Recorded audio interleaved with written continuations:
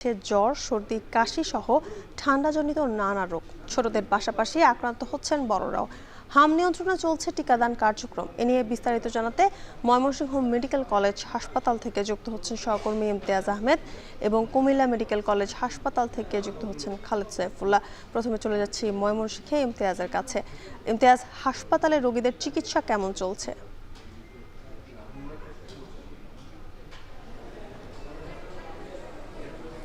Jyotika, Mymensingh medical college হাসপাতালে গত 24 ঘন্টার আপডেট যদি আমি জানাতে চাই, গত 24 ঘন্টায় একজন শিশু মৃত্যুবরণ করেছে, অর্থাৎ 7 জন রোগী মারা গেছে হামে আক্রান্ত হয়ে। সর্বশেষ যে শিশুটি মারা গেছে তার হামের যে আক্রান্ত হয়েছে সেটি সন্দেহভাজন হিসেবে চিহ্নিত করেছেন হাসপাতাল কর্তৃপক্ষ। এবং যেটা দেখা যাচ্ছে যে হাসপাতাল কর্তৃপক্ষ যেটা বলছেন যে এই রোগীগুলো হামে আক্রান্ত কিনা বা হামের নতুন কোনো ভ্যারিয়েন্ট কিনা সেটি কিন্তু এখন পর্যন্ত নিশ্চিত হওয়া যাচ্ছে না। এটি একটা বড় শঙ্কার বিষয়। আমরা ময়মনসিংহ মেডিকেল কলেজ হাসপাতালে 8 তলায় রয়েছে, এখানে আলাদা হামের আইসোলেশন ওয়ার্ড করা হয়েছে। শয্যা সংকট থাকে, অনেকে ফ্লোরে চিকিৎসা নিচ্ছেন, তবে দূরত্ব বজায় রেখে চিকিৎসাগুলো দেওয়া হচ্ছে। বিভিন্ন সমস্যা নিয়ে কিন্তু শিশুরা ভর্তি হচ্ছেন। শরীরে র্যাশ, যাদের ঠান্ডা লেগেছে, তীব্র নিউমোনিয়া আক্রান্ত হয়েছেন, তাদেরকে অক্সিজেন দিতে হচ্ছে। অনেকে মেনিনজাইটিসে আক্রান্ত হচ্ছেন। যেহেতু হাম অত্যন্ত ছোঁয়াচে একটি রোগ, যার ফলে কিন্তু শরীরের যে ইমিউনিটি সিস্টেম অর্থাৎ রোগ প্রতিরোধ ক্ষমতা একেবারেই কমে যায়।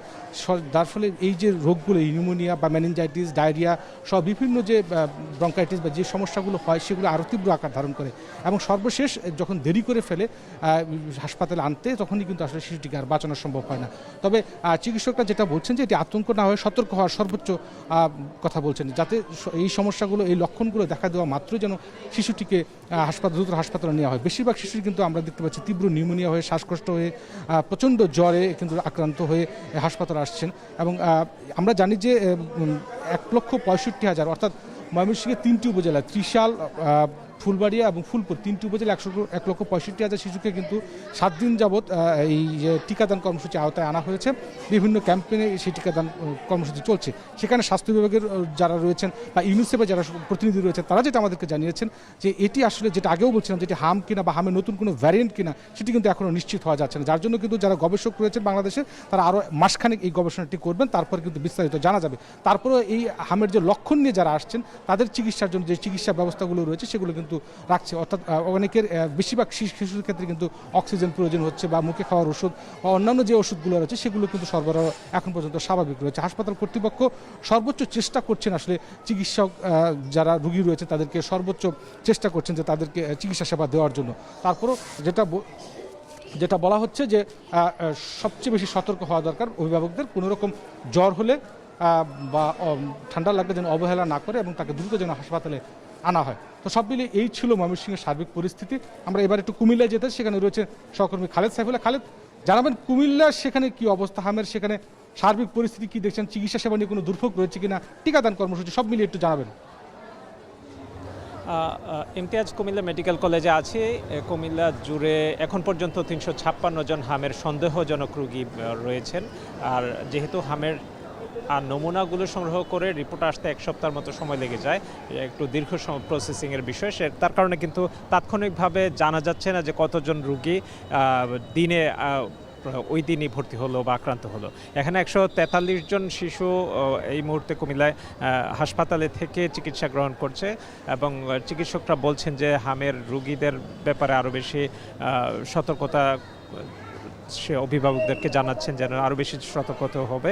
আর এদিকে যে টিকাদানের ক্যাম্পেইন সারা দেশে হচ্ছে, এটি কিন্তু কুমিল্লায় হচ্ছে না, কুমিল্লার বাইরে রয়েছে। এবং কুমিল্লায় যে নিয়মিত টিকাদান কর্মসূচি সেগুলো চলছে। এখন পর্যন্ত প্রত্যেকটি উপজেলা এবং যেখানে টিকাদান কেন্দ্র রয়েছে সেখানে হামের যে MR টিকা রয়েছে সেগুলো 9 মাস এবং 15 মাস বয়সের শিশুরা গ্রহণ করছেন। এবং জেলা EPI স্টোর থেকে আমরা জেনেছি যে এখানে প্রায় 46,000 হামের টিকা রয়েছে, কিন্তু আমাদের এখানে কুমিল্লায় নিয়মিত টিকা পাচ্ছে প্রায় 1,97,000 শিশু। তো এই যে টিকার একটি সংকট দীর্ঘদিন ধরে রয়েছে, তার কিন্তু প্রভাব পড়ছে। ডাক্তাররা বলছেন যে 3 থেকে 4 দিনের বেশি যদি শিশুরা জ্বরে আক্রান্ত থাকে, অস্বাভাবিক মনে হয় এবং নিউমোনিয়া এবং সর্দি, শ্বাসকষ্টের সাথে সাথে সাথে সাথে যদি তাদের মুখে ফুসকুড়ি ছোট ছোট দাগ দেখা যায়, যেগুলো হামের উপসর্গ হিসেবে মনে করা হয়, তাহলে দ্রুত যেন চিকিৎসকের শরণাপন্ন হয়।